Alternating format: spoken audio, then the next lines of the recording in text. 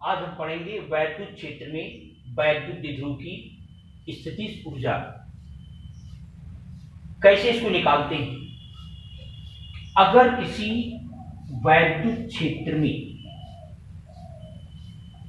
किसी भी वैद्युत द्विध्रुव को यानी इलेक्ट्रिक डाइपोल को अनंत से वैद्युत क्षेत्र के भीतर लाया जाए और इस तरह से लाया जाए कि वैद्युत द्विध्रुव के आघूर्ण की जो दिशा हो वो वैद्युत क्षेत्र की दिशा में हो। हम जानते हैं कि अगर ऐसे कोई इलेक्ट्रिक डाइपोल है तो इसकी जो डायरेक्शन होती है इसके द्विध्रुव आघूर्ण की वो किधर होती है, माइनस से प्लस की। ये वैद्युत द्विध्रुव आघूर्ण की दिशा होगी। तो हम वैद्युत क्षेत्र में इसको इस तरह से लाएं कि वैद्युत द्विध्रुव के आघूर्ण की दिशा वही हो जो वैद्युत क्षेत्र की है। और कहां से लाएं, अनंत से लाएं। अनंत से लाएं वैद्युत क्षेत्र के अंदर। तो ऐसा करने में जो कार्य करना पड़ेगा वही कार्य इस द्विध्रुव की वैद्युत स्थितिज ऊर्जा कहलाएगी। तो ऐसे मान लो कि कोई इलेक्ट्रिक डाइपोल है, वैद्युत द्विध्रुव है, ऐसे आप ला रहे हो, ऐसे ला रहे हो, अनंत से ला रहे हो। कहां, वैद्युत क्षेत्र के अंदर। जब हम इसको अनंत से लाएंगे, और कैसे लाएंगे, इसका माइनस क्यू बाईं ओर हो, प्लस क्यू दाईं ओर हो। जब माइनस क्यू बाईं ओर होगा, प्लस क्यू दाईं ओर होगा, तो इसकी आघूर्ण की दिशा होगी माइनस से प्लस की, यानी इस दिशा में, यानी वैद्युत क्षेत्र की दिशा में। जिसको हमें ऐसे ही लाना है, यानी माइनस क्यू वाला बाईं ओर हो और प्लस क्यू वाला दाईं ओर, जिससे वैद्युत क्षेत्र की दिशा और इसके वैद्युत द्विध्रुव आघूर्ण की दिशा एक ही। इसको हम अनंत से लाएं, लाने में जितना कार्य करना पड़ेगा वही इसकी वैद्युत स्थितिज ऊर्जा है। अब देखिए, जब हम इसको अनंत से लाएंगे, अनंत का मतलब जहां पर वैद्युत क्षेत्र नहीं है। तो जहां वैद्युत क्षेत्र नहीं है तो ये माइनस क्यू आवेश है, प्लस क्यू आवेश है। न तो इस पर बल का अनुभव होगा, न तो इस पर बल का अनुभव होगा। तो जब बल ही नहीं लगेगा तो अनंत पर कोई कार्य नहीं है।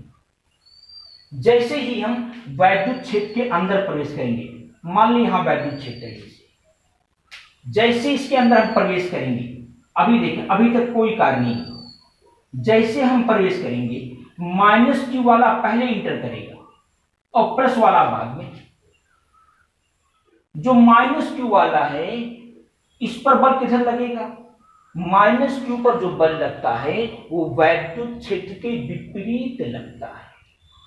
यानी इस माइनस क्यू पर इधर बल लगेगा, जिधर हम लाना चाह रहे हैं उधर बल लगेगा। यानी वैद्युत क्षेत्र इस माइनस क्यू आवेश को स्वयं ही खींचेगा। यानी माइनस क्यू आवेश को लाने में आपको कार्य नहीं करना पड़ेगा, वैद्युत क्षेत्र स्वयं कार्य करेगा। यानी ये कार्य निगेटिव होगा। और जबकि प्लस क्यू वाले पर जो बल लगेगा, प्लस क्यू पर जो बल लगेगा वो क्षेत्र की दिशा में होगा, यानी इधर बल लगेगा और हम लाएंगे इधर। तो प्लस क्यू वाले को लाने में कार्य करना पड़ेगा। फिर से देखें, माइनस क्यू आवेश, ये प्लस क्यू आवेश है, इस पर बल इधर लगेगा F, इस पर बल इधर लगेगा F। और बल होगा कितना, ये बल होगा F बराबर E इंटू क्यू, इतना बल। ये बल होगा F बराबर E इंटू क्यू। लेकिन इस पर जो बल लगेगा वो क्षेत्र की विपरीत लगेगा, प्लस वाले पर जो बल लगेगा वो क्षेत्र की दिशा में लगेगा। अगर दोनों वैद्युत क्षेत्र के अंदर आ जाते हैं, दोनों वैद्युत क्षेत्र के अंदर आ जाते हैं, तो माइनस क्यू पर जितना बल बाईं ओर लगेगा, प्लस क्यू पर उतनी बल दाहिनी ओर लगेगा, यानी परिणामी बल शून्य हो जाएगा, तो कार्य भी शून्य हो जाएगा। तो देखें, जब पूरा वैद्युत क्षेत्र के अंदर आ जाएगा द्विध्रुव, तब कोई कार्य नहीं होगा। कार्य कब होगा देखिए फिर से, ऐसे पहले कौन प्रवेश करेगा, माइनस वाला। जब माइनस क्यू प्रवेश करेगा और प्लस क्यू वाला भी क्षेत्र के बाहर है, तो प्लस क्यू वाले पर बल इधर लगेगा। इधर लगने का मतलब जिधर आप ला रहे हो उधर ही बल लगेगा, यानी आपको कार्य करना नहीं पड़ेगा, कार्य प्राप्त होगा, यानी कार्य निगेटिव होगा, लेकिन कार्य तो होगा। देखें, हम द्विध्रुव की लंबाई को कितना मानते हैं, 2l। हम द्विध्रुव की लंबाई को 2l मानते हैं, तो जब हम ऐसे लाएंगे तो माइनस क्यू वाला पहले प्रवेश करेगा। ऐसे जब ये पूरा 2l दूरी तय हो जाएगा, तो से देखें इसकी लंबाई 2l है, माइनस क्यू पहले प्रवेश कर रहा है, और जब माइनस क्यू वाला 2l दूरी तय कर लेगा तब प्लस क्यू वाला प्रवेश करेगा, और जब प्लस क्यू भी प्रवेश कर जाएगा तो माइनस क्यू पर बल इधर, प्लस क्यू पर बल इधर, तो परिणामी बल शून्य, यानी कार्य शून्य हो जाएगा। तो कार्य केवल तभी तक होगा जब तक कि माइनस क्यू आवेश 2l दूरी ना तय कर ले, अर्थात जो कार्य होगा W, वो कार्य बराबर हो जाएगा F इंटू 2l, और यहां F हम लेंगे माइनस में, क्योंकि यहां पर कार्य हमें प्राप्त हो रहा है, EQ इंटू 2l। फिर देखें, हमने पढ़ा है कि वैद्युत द्विध्रुव आघूर्ण को हम P से डिनोट करते हैं, ये बराबर होता है 2QL, इसको हम कहते हैं वैद्युत द्विध्रुव आघूर्ण। तो यहां देखें 2QL, इसके स्थान पर क्या लिखेंगे, P, तो होगा माइनस PE, ये W बराबर आ गया, यानी किया गया कार्य।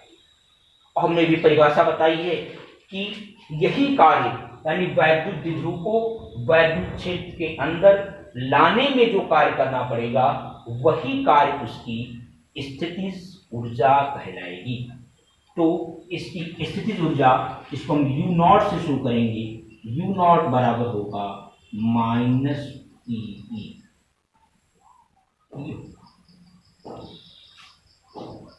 अब देखिए, अब अगर आपसे ये कहा जाए कि अगर इस द्विध्रुव को हम ऐसे थीटा कोण पर लाएं, बजाय पैरेलल के थीटा कोण पर लाएं, तो कितना कार्य करना पड़ेगा, तब उसकी स्थितिज ऊर्जा कितनी होगी। तो इसको हम इस तरह से बांटेंगे कि थीटा कोण पर लाने के बजाय हम ऐसे पैरेलल लाएं और इसको थीटा कोण पर घुमा दें। बात वही होगी, हम थीटा कोण पर लाने में जो कार्य करेंगे वो कार्य किसके बराबर होगा, ऐसे पैरेलल लाया जाए, ऐसे लाने में कार्य इतना होगा, उसके बाद फिर इसको थीटा कोण घुमा दिया जाए। तो जब इसको थीटा कोण घुमाया जाएगा, हमने पिछले हेडिंग में पढ़ा था कि किसी वैद्युत द्विध्रुव को वैद्युत क्षेत्र में थीटा कोण घुमाने में जो कार्य करना पड़ता है, वो कार्य होता है PE कोष्ठक में 1 माइनस कॉस थीटा। तो इस अवस्था में थीटा कोण पर वैद्युत स्थितिज ऊर्जा U थीटा बराबर होगा क्या, माइनस PE, मतलब ऐसे पैरेलल लाया गया प्लस इसको थीटा कोण घुमाया गया, और थीटा कोण घुमाने में जो कार्य होगा वो PE 1 माइनस कॉस थीटा। तो देखिए टोटल कितना आएगा, minus PE plus PE minus PE cos theta, ये कैंसिल हो गया, तो U थीटा बराबर आ जाएगा माइनस PE कॉस थीटा। ये इसका व्यापक सूत्र, वैद्युत स्थितिज ऊर्जा, इससे ये प्राप्त हो सकता है। अगर हम इसको ऐसे लाएं, ऐसे का मतलब 0 अंश के एंगल पर, तो यहां पर रखेंगे cos 0, cos 0 का मान होता है 1, तो होगा माइनस PE, अर्थात ये। ये अस्थाई संतुलन कहलाता है -P। अगर हम U90 निकालें, U90 का मतलब ऐसे लाएं, ऐसे लाएं, तो U90 अगर लिखेंगे तो क्या आएगा -PE cos 90, और cos 90 का मान कितना होता है, 0 होता है, तो U90 बराबर आ जाएगा 0। अगर इसको हम पलट कर लाएं ऐसे, यानी माइनस वाला इस तरफ हो, प्लस वाला इस तरफ हो, यानी 180 अंश के कोण पर, पहले जो हम लाए थे ऐसे लाए थे, माइनस क्यू इधर था, प्लस क्यू दाहिनी ओर था। अगर इसको हम ऐसे लाएं, प्लस क्यू इधर हो, माइनस क्यू इधर हो, यानी 180 अंश के कोण पर घुमा करके लाए, तो उस अवस्था में जो इसकी वैद्युत स्थितिज ऊर्जा होगी U180, ये बराबर होगा, देखें कितना आएगा, इस फार्मूले में रखा जाए तो आएगा -PE cos 180, यानी cos 180 का मान होता है -1, तो माइनस माइनस प्लस होगा, यानी क्या आएगा, PE आएगा। ये अस्थायी समीकरण है क्योंकि स्थितिज ऊर्जा पॉजिटिव में है, अधिकतम है, यहाँ स्थितिज ऊर्जा सबसे न्यूनतम है, तो ये अस्थायी संतुलन की अवस्था कहलाती है, और ये अस्थायी संतुलन की अवस्था कहलाती है। इस प्रकार से ये हेडिंग ओवर हो गया, यानी वैद्युत विभव वाला जो पाठ है वो समाप्त हो गया। इसके बाद हम नेक्स्ट वीडियो में वैद्युत धारिता के विषय में अध्ययन करेंगे।